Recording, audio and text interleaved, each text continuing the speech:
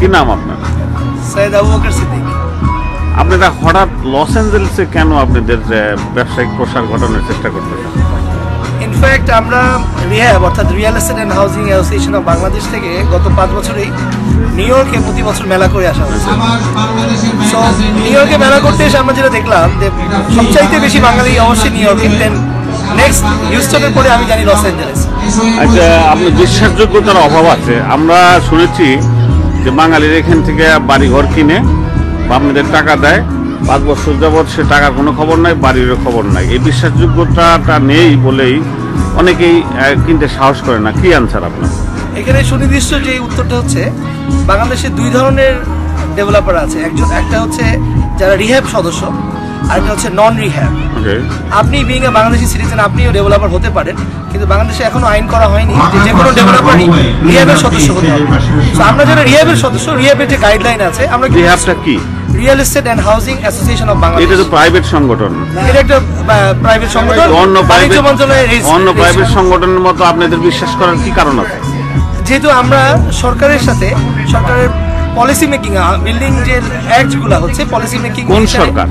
বর্তমান corrupt government. বাংলাদেশে always there is a corrupt government. তাদের সাথে না, হুএভার, এখন যেমন কেয়ারটেকার গভর্নমেন্ট আছে, তারা নতুন বিল্ডিং অধ্যাদেশ করতে যাচ্ছে।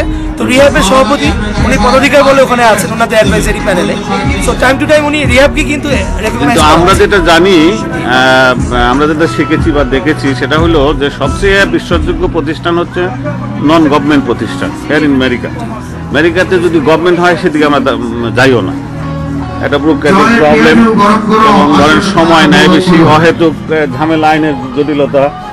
তো as a Republican of this country আমি বিশ্বাস করি যে গভর্নমেন্টের সাথে থাকাটাই বাঞ্ছনীয় হয়। কি বলেন, আপনার উত্তর কি? আমি যেটা বুঝতে পারি, আমাদের রিহ্যাবের 362 জন সদস্য। ঠিক আছে, আপনারা প্রাউড গভর্নমেন্টের সাথে আপনাদের সম্পর্ক আছে? না, গভর্নমেন্টের সাথে বলি নাই, আমি বলছি 362টা মেম্বার আমাদের আছে রিহ্যাবে। সো আমরা তো কাজ করছি গ্রাহকের স্বার্থে, কিন্তু আমাদের বিল্ডিং অ্যাক্ট, আমরা তো দেশের আইনের ঊর্ধ্বে না। তো যে আমাদের অ্যাক্টে যে কিছু দেশে অবশ্যই। আচ্ছা, আমরা যেটা শুনেছি যে এই রিহ্যাব বা হোয়াটএভার, এই বিল্ডিং হাউজিং এ কোনো বিশেষ কোনো ধরনের আইন নাই। প্রচুর বিল্ডিং ভাঙা হয়েছে, আপনি দেখেছেন। বিল্ডিং কোড মানা হয়নি বলে মিলিটারিরা ভাঙতে দেয়। না, সেটা তো র্যাঙ্কস আলাদা, প্রচুর অনেক বিল্ডিং। তাহলে আপনি বলতে চাচ্ছেন যে আইন আছে, আইন শুধু থাকলেই হবে না, আইনের প্রতি আস্থা থাকতে হবে। যারা কাস্টমার তাদের আবার আপনাদের প্রতি নির্ভরশীলতা, আস্থা থাকতে হবে। সেটা কতটা আপনার অর্জন করতে হবে? এখন আমাদের কোড অফ কন্ডাক্ট হয়েছে আমাদের রিহ্যাবের।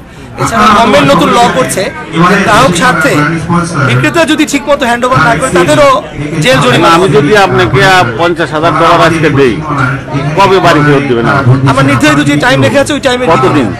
আমার একটা প্রজেক্ট আছে আগামী বছর শেষে, আরেকটা আছে 4 বছর। কত পার্সেন্ট আপনি ইনফ্লেশন হবে বাংলাদেশি কারেন্সিতে? টাকাটা পড়ে যাবে। তো আমি $50,000 যদি দেই, আপনি তো ডলারে দিচ্ছেন। আপনি ডলারে, আমরা তো কনভার্ট করে টাকায় নিব, কিন্তু আপনি তো এখান থেকে ডলার আর্ন করে দিচ্ছেন। আচ্ছা, তাহলে আপনাকে বিশ্বাস করা যায়? অবশ্যই। মানে আপনি একজন ব্যবসায়ী হিসেবে আমি অবশ্যই বলবো যে ব্যবসার প্রথম শর্ত হচ্ছে আস্থা। আমরা যে বিশ্বাস পেয়েছেন বিদেশে? জি, প্রচন্ড ভাবে, এবং আমরা আমাদের আস্থার প্রতিদান দিচ্ছি। আপনাকে থ্যাংক ইউ।